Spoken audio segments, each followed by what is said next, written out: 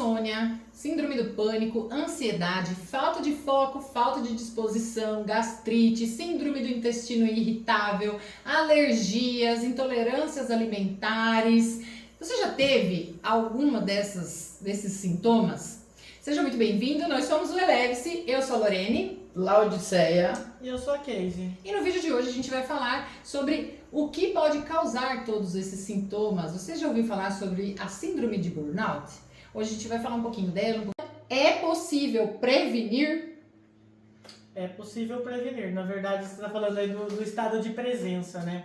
Eu estava pensando aqui o quanto que a gente está o tempo todo no futuro, está o tempo todo querendo se adiantar e fazer muitas coisas. E aí a gente não está presente nos lugares, nem nos afazeres e nem para as pessoas à nossa volta.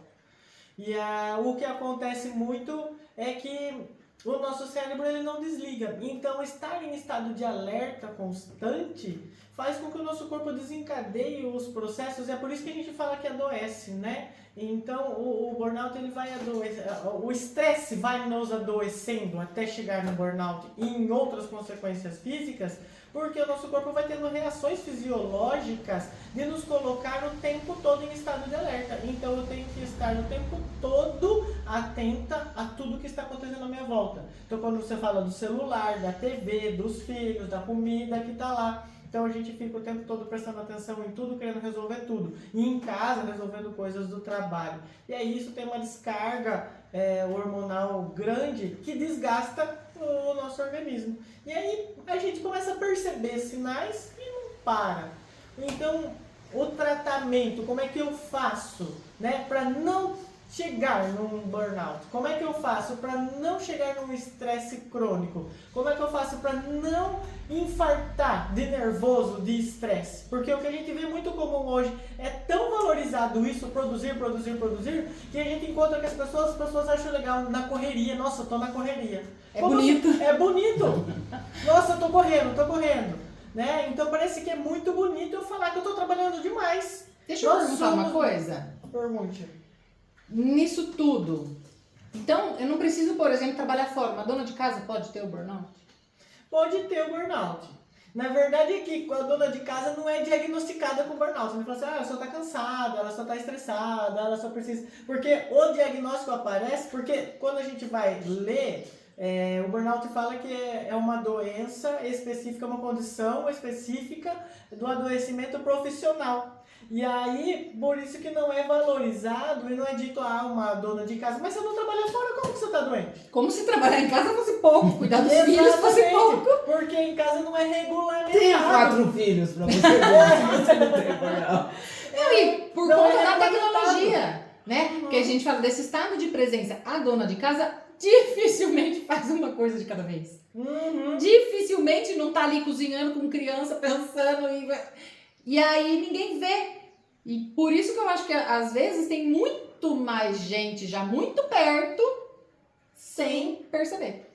Pessoas exaustas, né? O que a gente vê muito comum no puerpério, né? É a mãe exausta, acabada, não conseguindo dar conta de si e do bebê naquela dificuldade, né? E ela tá num estado de exaustão, tá desgastada, está cansada, né? Então a gente vê uma mulher mesmo que tem 3, 4 filhos, ela na grande maioria das vezes a gente conversa com ela fala, nossa, eu tô exausta, eu tô cansada. Só que é o que a gente dizia antes, de ter a permissão médica, né? Então eu não trabalho numa empresa, eu não preciso de atestado. E aí a gente não diagnostica, a gente não olha para isso com o entendimento de olhar e falar assim, essa pessoa precisa de ajuda. Essa pessoa está precisando de suporte, ela precisa parar, ela precisa de gente que ajude a organizar a rotina dela, a rotina da casa. Sozinha ela não está dando conta. Quando a gente está numa empresa, a gente vai no médico, pega um atestado. Mas dentro de casa faz como? Como faz? E como mãe, faz como? Você diz, filho, não me procure que eu não volto. Mamãe tá de atestado. Chega pro marido e fala, tô de atestado, esquece. Ou vou tirar Daqui 15 férias. Vou tirar Tô férias. de licença. Tô de Tô de licença. licença da maternidade agora. Eu acho que, independente da ocupação, essa consciência sobre as atividades e não sobrepor atividades. Então, a organização mental e a organização do dia a dia é fundamental, ela é essencial. Porque quando a gente não se organiza, a gente gasta muita energia.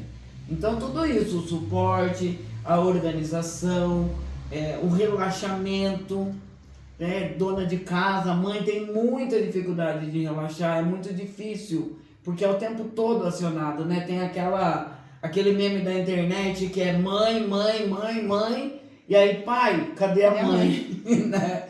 E é bem isso. Então eu acho que esse trabalho de mudar o que te levou para esse lugar, então entender o que foi que te levou para isso, respirar e agir com consciência, né? Hoje mesmo eu estava almoçando e aí lembrei que o meu filho número 4 tem psicólogo. Eu disse, mas quem que vai levar? Como que vai ser que eu não vou poder levar? Eu já estava deixando o prato para ir olhar a agenda. E aí eu disse para mim, acalme-se, você está almoçando. E isso não é uma coisa que eu fazia, né? Eu pegava o celular, e eu ligava e eu resolvia 5 coisas enquanto eu almoçava. Não, você está almoçando. Então é essa consciência, eu estou almoçando, vou ter que resolver isso depois que eu almoçar, no horário de resolver isso. Então eu acho que é um dia de cada vez, um passo de cada vez e uma tarefa de cada vez. Reconhecer os sinais, né? Na verdade a gente vai dando sinais antes de estar doente, a gente vai ficando cansado.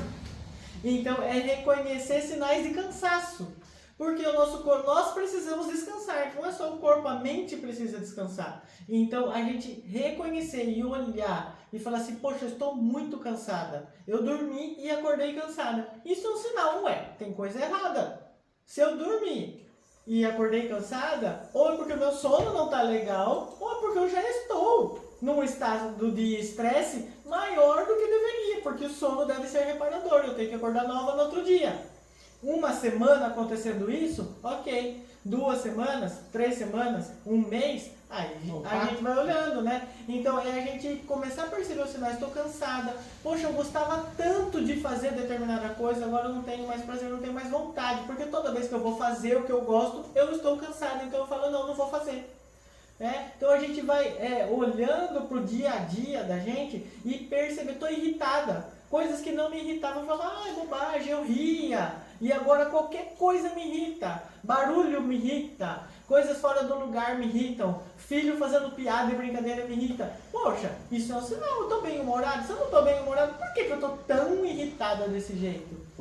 Alterações no apetite, estou comendo demais ou comendo de menos. Então, são alguns sinais que no dia a dia, eu estou brigando à toa com as pessoas. A TPM constante seria?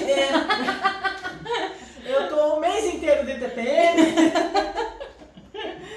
Pode ser mesmo um sinal de que você está precisando descansar. Porque o primeiro estágio é esse, eu preciso descansar. Se eu descanso, o meu corpo se renova, se recupera e está tudo bem. Esse é o processo da vida. Nós vamos passar por estresses diariamente, mas o nosso corpo ele é inteligente, ele se recupera, ele se regenera. Só que se eu não estou me recuperando, esse é o problema. Eu estou num estresse constante, que o meu corpo já não tem mais espaço para se recuperar. E é aí que vem o adoecimento. Adoecimento mental, que pode desencadear, sim, chegar no burnout, mas antes disso vem crises de ansiedade, vem depressão, e por aí vai. Então a gente olhar para isso e falar assim, poxa, eu preciso parar, eu preciso de férias. Tem gente que acha muito legal, poxa, eu tenho 3 férias acumuladas. Não é legal. Se a gente tem, se foi pactuado, se já é legislação que eu tenho que tirar 1 mês de férias por ano, é porque isso é essencial para eu preservar a minha saúde física e mental. Então, férias acumuladas, gente que vende, eu conheço algumas pessoas que vendem as férias todo ano. Faz não sei quantos anos que eu não tiro férias, eu vendo minhas férias. Também não é legal, eu preciso descansar. No final de semana eu tiro para trabalhar, para fazer outras coisas, eu vou fazer bico, ok, isso pode acontecer por um período, mas se a gente leva isso como estilo de vida, chega uma hora que o nosso corpo não vai aguentar. e a gente vai adoecer. Então, ir reconhecendo que a gente já não é mais o mesmo, ir reconhecendo que tem coisas mudando aqui que eu não estou mais dando conta, vai sinalizando para mim, poxa, eu acho que eu preciso descansar. E aí eu queria dar algumas dicas de os pilares do controle do estresse. Porque antes do burnout, a gente está estressado. Então, se eu consigo controlar o meu estresse, eu não adoeço, né? Então, se eu não cheguei no nível do estresse crônico, eu consigo controlar. E mesmo depois disso, né? Mas aí são os pilares do controle do estresse para a gente não adoecer, que é a alimentação, a atividade física, controle do sono, sono adequado, atividades de relaxamento. Então não é só dormir, eu preciso fazer coisas que me relaxem. Então eu tenho um hobby, eu fazer um yoga, fazer uma meditação, porque eu preciso colocar o meu corpo em estado de equilíbrio, né? Então muitas vezes o que a gente faz é colocar uma atividade atrás da outra. Aí eu vou fazer atividade física, por quê? Porque quando eu tô com burnout, até as coisas que são prazerosas pesam. Ah, vai ter uma festa. Antes eu adorava ir em festa, mas agora, nossa, festa soa pra mim. Então, mais um compromisso? Ah, não. Né? Ah, eu adorava sair pra andar de bicicleta. Aí alguém me convida, não vem me convidar, não vem colocar compromisso na minha agenda. Então são coisas que a gente vai percebendo que tá fora do controle. Né? Então perceber esses sinais, perceber que a gente não tá dando conta, né? E aí colocar atividades no meu dia a dia que vão me relaxar e que não vão me estressar. Por quê? Porque se eu gosto de correr, mas quando eu penso na corrida, ela soa para mim como um compromisso e aquilo vai me estressar, então eu devo evitar. Vou fazer uma outra atividade que me relaxe, para que quando eu estiver relaxada e bem, eu consigo pensar na corrida, nossa, é uma coisa que eu gosto de fazer, né? Então esses 4 pilares nos ajudam a ter o controle do estresse e ter um estilo de vida mais saudável, para que a gente não adoeça, não chegue num ponto que eu precise de tratamento. Veja, uma coisa é ter um estilo de vida saudável que eu consigo controlar o meu estresse. Outra coisa é chegar num momento de adoecimento, então eu estou diagnosticado com síndrome do burnout e é preciso agora fazer um tratamento. Então o meu repouso já não é mais um repouso eu preciso descansar, é um repouso médico para o meu corpo se recuperar. É diferente. Espero que você tenha gostado desse vídeo. Ele não acaba aqui. Vem o próximo com várias outras dicas, outros sinais e sintomas para você reconhecer e como de verdade não deixar chegar nesse ponto do estresse, nesse ponto de surtar e de precisar do afastamento e ser a recomendação médica. Agora você vai ter que parar. Se você gostou, já deixa seu like aqui e compartilha esse vídeo com mais pessoas que possam precisar dele. Um beijo e até o próximo.